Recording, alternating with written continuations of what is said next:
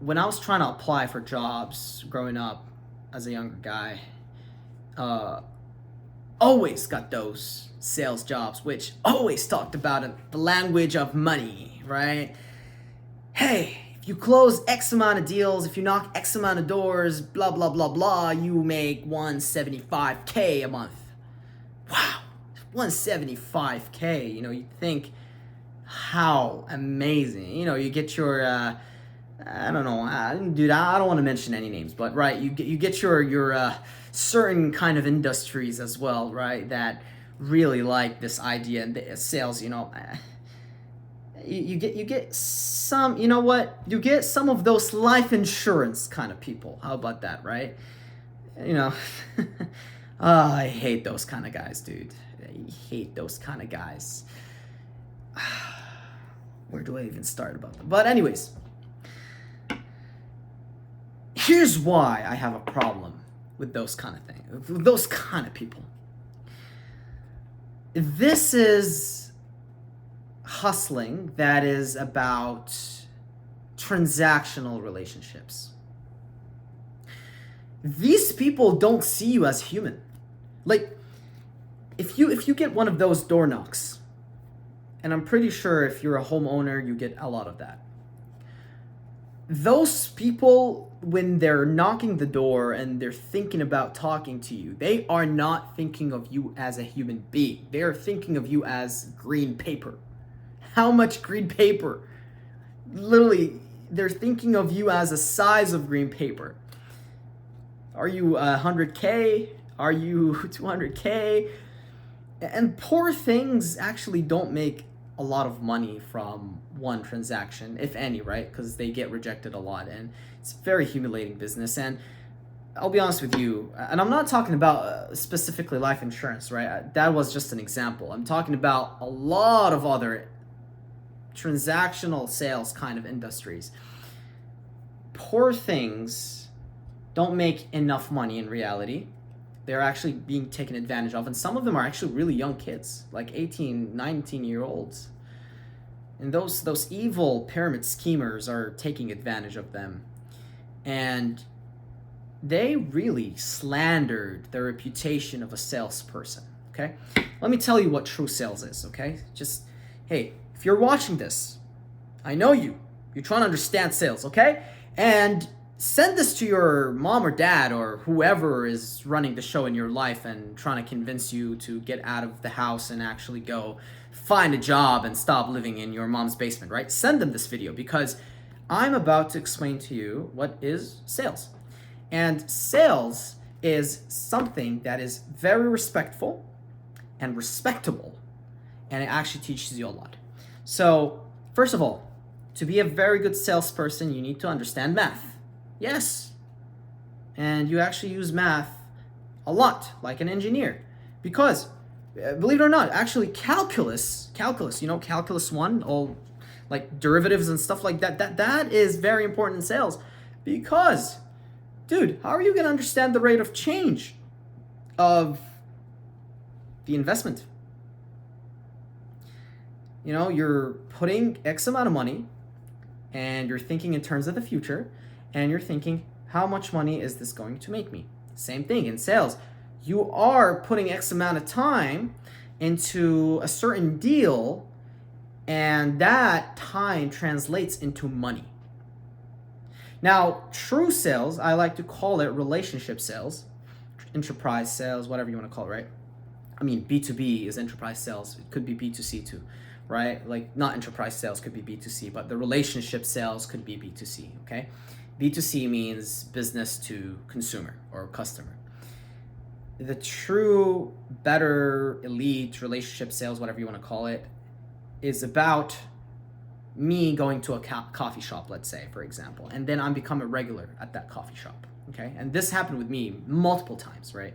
I'm a person, I don't know, maybe I have ADHD, I'm not diagnosed, I don't know, right? I just cannot tolerate the idea of things being quiet. I mean, the fact I'm filming this video and it's very quiet around me drives me crazy, right?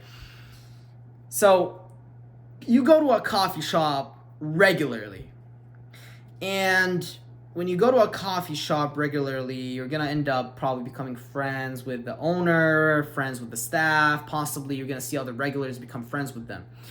And you go there consistently, let's say for 2 years, right? People know who you are. They know your name. They know what you do. They built that thing we call trust.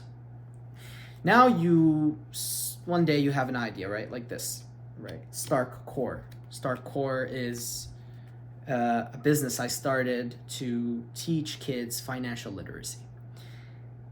And you walk up to them and say, hey, here's my business card. I started a business, teaches kids financial literacy. If you happen to know anybody, please spread the word, right? You're a coffee shop, and that means you probably have a lot of parents that come to you, right? Especially with their kids sometimes. Okay. And a parent walks in, they're probably a regular, they know the owner, they're talking to the owner and chatting with them. Hey, how's life? Well, yeah, I put my kid into this, new extracurricular activity, and I'm figuring out that my kid's interest is actually not in sports or something like that. The kid just really loves to learn about how to make money, or, he wants to learn about like how businesses happen or something like that, right? Or he likes history or whatever, right? Whatever for the purpose of the example, right? Stark Core provides, right? And the owner of the coffee shop is like, oh, well, actually, here you go. One of the other regulars, his name's Gaif, right? He actually runs this program where he teaches kids, your kid's age, X, Y, and Z. Okay, I'm gonna call him. I'm gonna give him a call. Hey, hello? Gaif Aradaki? Hi, nice to meet you. Well, yeah, X, Y, and Z, and so on, and then you just meet with them and close the sale. Now, that takes time, okay? That takes trust. That takes reputation. Your reputation should be good in the industry. Your reputation should be good in the location you're in. Your reputation should be good with other people, anywhere you go. Transactional sales does not do that. Transactional sales, okay, let's use Stark Core. Let's use this as an example. Transactional sales says, I'm gonna go to a certain neighborhood, knock the door, or I'm gonna somehow be a very creepy stalker and start cold calling 3,000 times in one day. All these random parents that probably really hate their life. They have so much responsibility. They really just want to come home and relax. And the last thing they want is somebody just calling them and really ruining their day, nagging them about some form of service.